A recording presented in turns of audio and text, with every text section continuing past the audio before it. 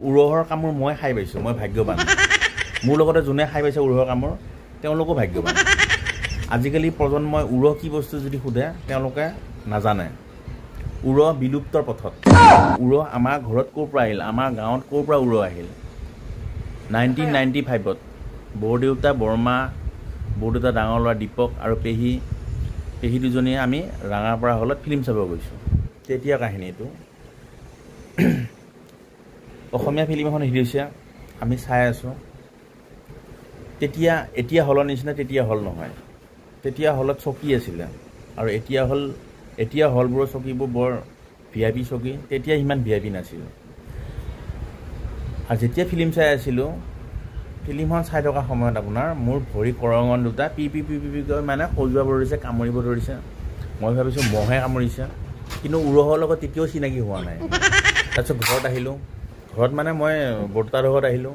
তাৰপিছত মই মোৰ জন্মঘৰত আহিলোঁ। প্ৰায় জন্মঘৰ অহাৰ 1 মাহ না 15 দিন পাছত তাৰমানে মায়ে কৈছে কি উৰহ আহিছে আমাৰ ঘৰত। মই কৈছোঁ কি উৰহ, বস্তুটো কি? এতিয়া মায়ে মানে মোক আনি দেখাই দিছে যে উৰহ এনেকুৱা। মই কৈছোঁ উৰহ ক'ৰ পৰা আহিল? উৰহটো মই দেখা নাই। তাৰপিছত লাহে লাহে গোটেই গাঁওখন বিয়পিব ধৰিলে উৰহ। তাৰমানে উৰহ বোলা বস্তুটো তাৰমানে এনেকুৱা বস্তু, মই তেতিয়া গম পাইছোঁ উৰহ ক'ৰ পৰা আহিল বুলি কওঁতে। তাৰমানে উৰহটো মোৰ হলতে ধৰিছে উৰহে, মই ফিল্ম চাই থাকোঁতে।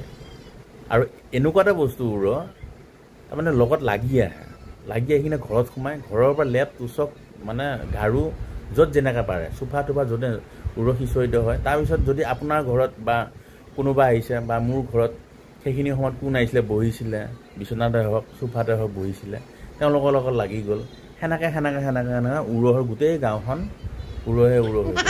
কিন্তু মই ভাগ্যৱান এইটোৱে কৈছোঁ যে উৰহৰ কামোৰ খোৱা মানুহ ভাগ্যৱান। আৰু উৰহৰ প্ৰচলন কেতিয়া হৈছিলে? 70 দশক, 80 দশক, 90 দশক। আৰু মোৰ বয়সৰ যিখিনি ল'ৰা ছোৱালী তেওঁলোকে কিন্তু উৰহ ভালকৈ চিনি পায়। উৰহ বোলা বস্তুটোৰ কামোৰ খাবলৈ ভাগ্য লাগিব। এইটোৱে কৈছোঁ যে সেইখিনি সময়ত যিখিনি ল'ৰা ছোৱালী জন্ম হৈছিল তেওঁলোক ভাগ্যৱান উৰহৰ কামোৰ খোৱা। আৰু উৰহৰ কামোৰ যিখিনিয়ে খাইছে তেওঁলোকে গম পায় যে 2টা প্ৰজন্ম পাইছে তেওঁলোকে। এক মোবাইল নোহোৱা প্ৰজন্ম আৰু এক মোবাইল হোৱা, মানে মোবাইল নহওঁতে সেইখিনি ল'ৰা ছোৱালী জন্ম হৈছিলে, তাৰপিছত মোবাইল পাইছে। তাৰমানে উৰহৰ লগত মোবাইলৰ যতপুত্ৰ সম্পৰ্ক আছে। সেইটো কাৰণে মোৰ এটা মনত ভাৱ আহিল, আপোনালোকক এক সৰু এটা কাহিনী মই উদঙাই দিলোঁ। নিশ্চয় আপোনালোকে ভাল পাব।